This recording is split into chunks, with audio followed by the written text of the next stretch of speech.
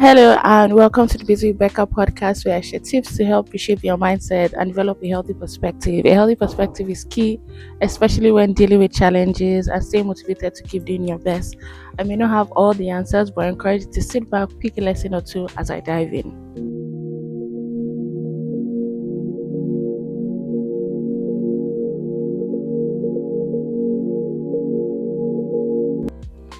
As is quite obvious, I'm in a different location today, and this one is going to be a bit tricky because there have been people I've tried to record multiple times. My friends have passed, staff have passed.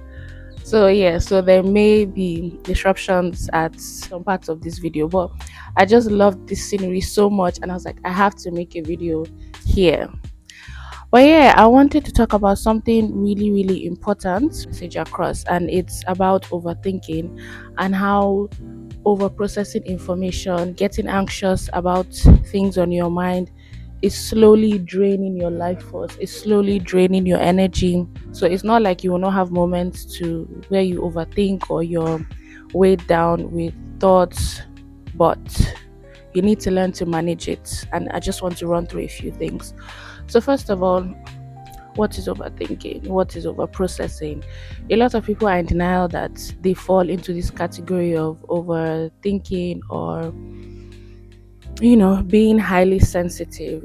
There are overthinkers I've come across who are actually quite empathetic, and it now goes overboard to the point where things happen, conversations are had, and they are now worried about what the other person thinks of them or what the other person felt after the conversation, to the point that it disrupts their nervous system, it disrupts their day, like they're just destabilized. That's on one hand.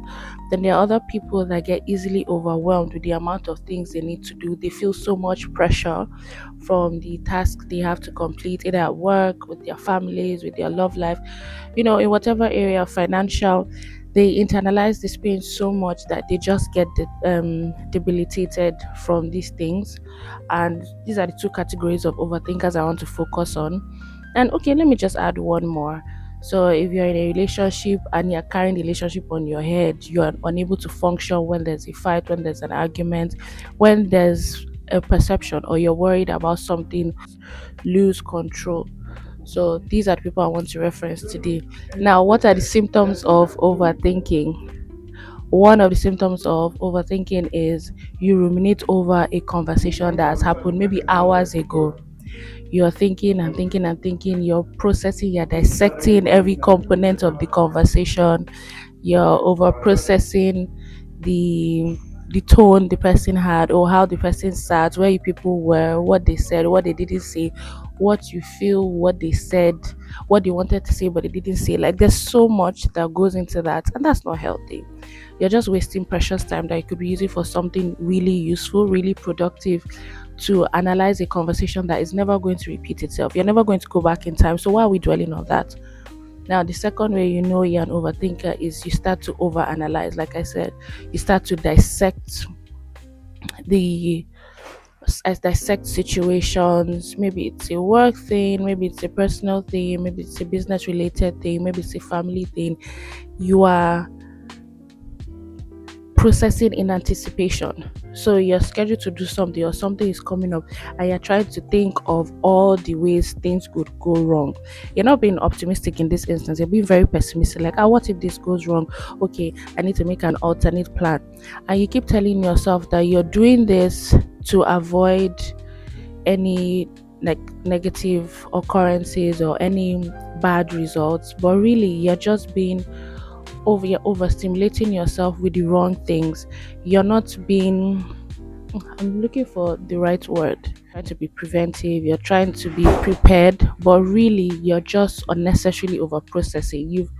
The thing that should be on your mind is, okay, these are things that could happen, these are my fallback plans, these are my fail proof solutions, let's proceed.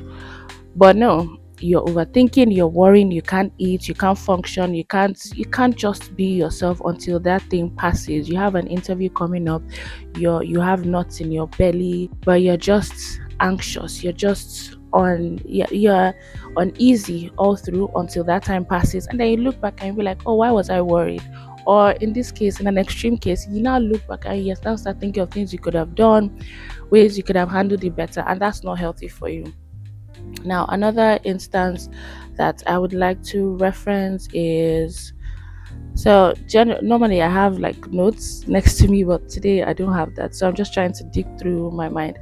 When you have a project, coming, and you just find that you can't settle down, you may not be thinking so much, you may not be worrying so much, you just feel that you are just uneasy for no apparent reason, and the only thing you can connect it to is that pending thing you have to do, or that pending place you have to go. You're just anxious, you're just worried.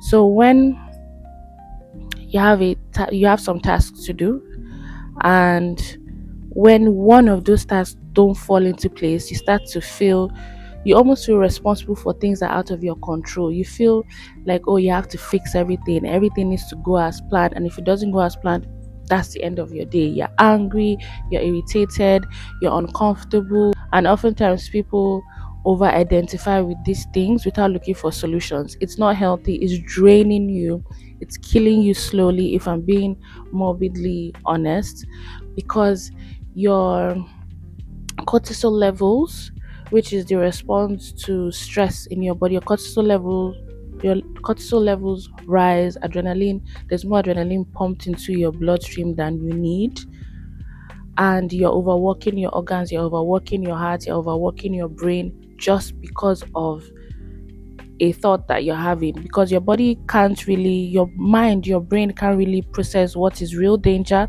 and what is imagined danger.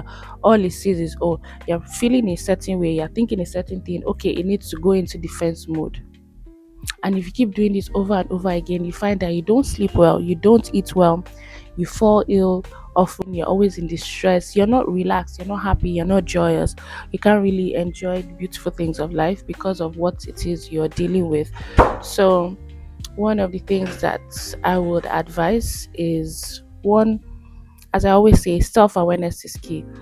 Introspect. If you want your life to change, if you want to be a happier person, if you want to be, more at ease, my advice to you first and foremost would be to understand when these things happen. So find your triggers. What are the things that make you get into that headspace that you can't help yourself but be pensive, be sweaty, be uncomfortable, be overly emotional, be overly irrational? Because you make irrational decisions when you're in this state. You can't make logical decisions when you're like this, because your body is just trying to find solution. It needs to calm down, and anything, the first thing that comes to your mind, you're more impulsive, and that's not healthy. Process your feelings, process your emotions, process how you tackle things, and find those areas that you want to fix. Secondly, I honestly, because this isn't something that you can just snap your fingers and resolve, I would suggest that you get professional help. Speak to a psychologist or a counselor to help walk you through these difficult emotions, because sometimes there could be deeper issues, just a behavioral pattern that has been reinforced over time, and now it's gotten to an unhealthy place, but you've just accepted that, oh, this is the kind of person I am, and it doesn't have to be that way. You can change. So seek professional help, go for counseling, see a therapist. While you're working through it with a professional, the immediate things you can try to do is, one, stop internalizing things.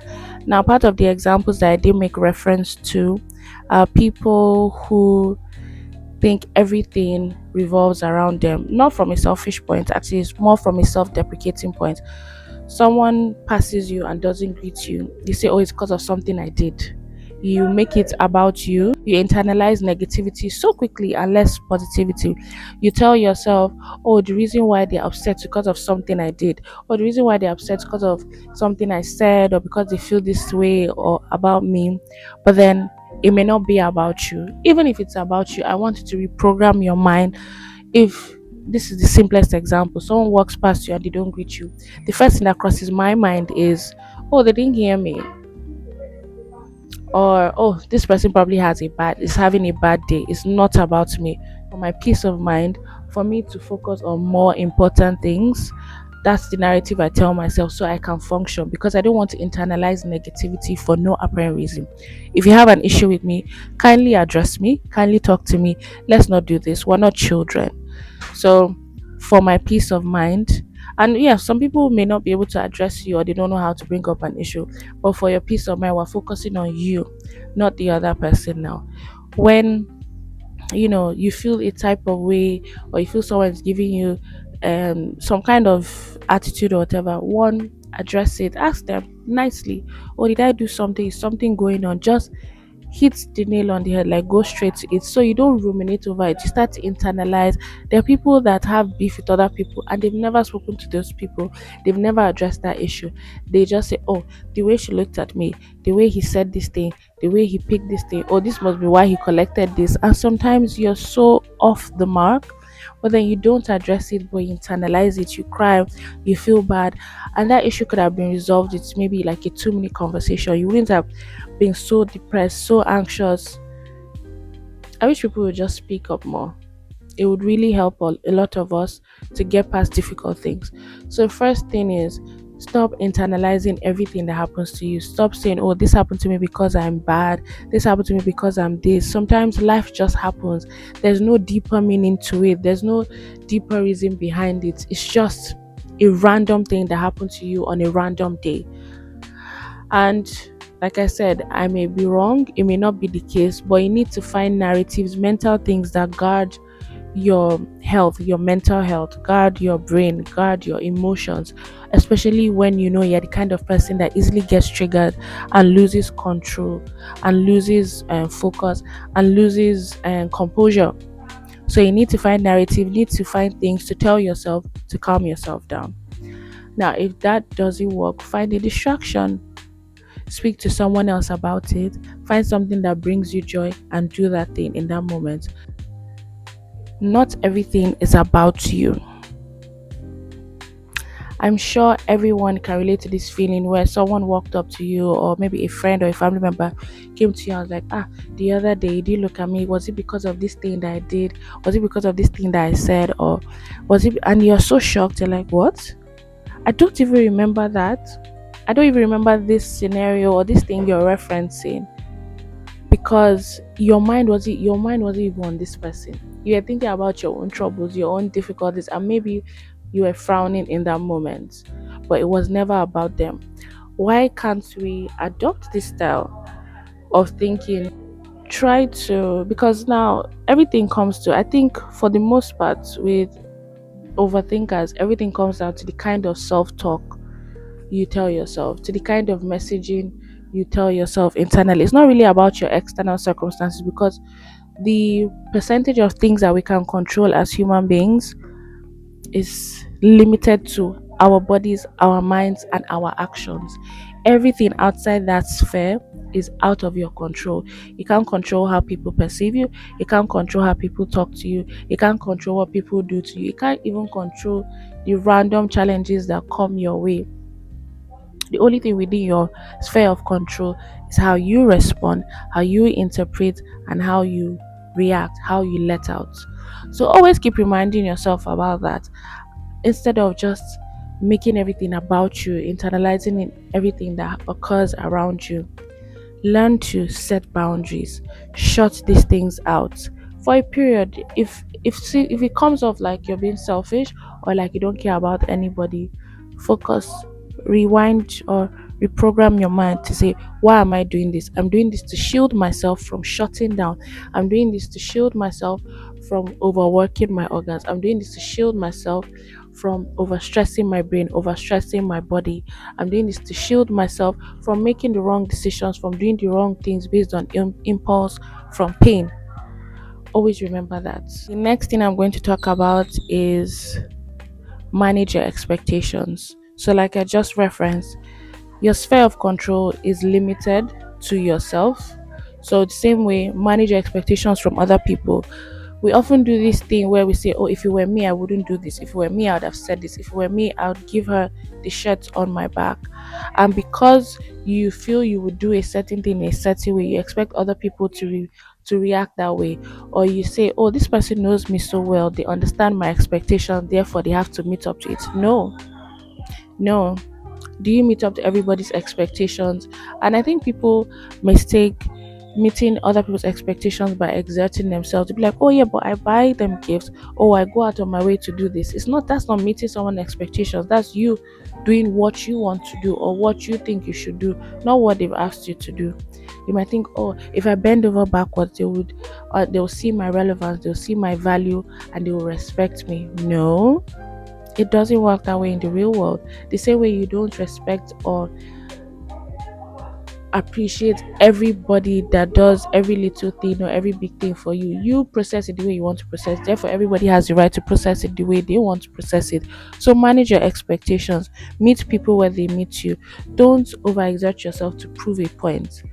That now pushes you into a space where you start overthinking again. You start wondering, oh, am I not worth the stress? Oh, am I not worth the energy? Oh, but if it were me, I'll do this. And you're back into that overthinking loop. We're trying to take ourselves out. So manage your expectations, bring them lower. So have standards as a person. Standards and expectations different. Have standards as a person, but then manage your expectations of other people to manage your overthinking. Yeah, this is a very specific scenario because I'm speaking to overthinkers and people that worry too much and people that get anxious and get easily triggered by other people's actions towards them or inactions towards them. So this is not generally, oh, lower your expectations. No, I'm saying if you're someone who worries about what people do not do for you, manage your expectations because I want you to be healthy. So I hope this video was helpful. And to the people who I send this link to and then they watch the videos and send me messages on WhatsApp or on LinkedIn, please can you comment in YouTube? Like and comment and drop the hearts on YouTube.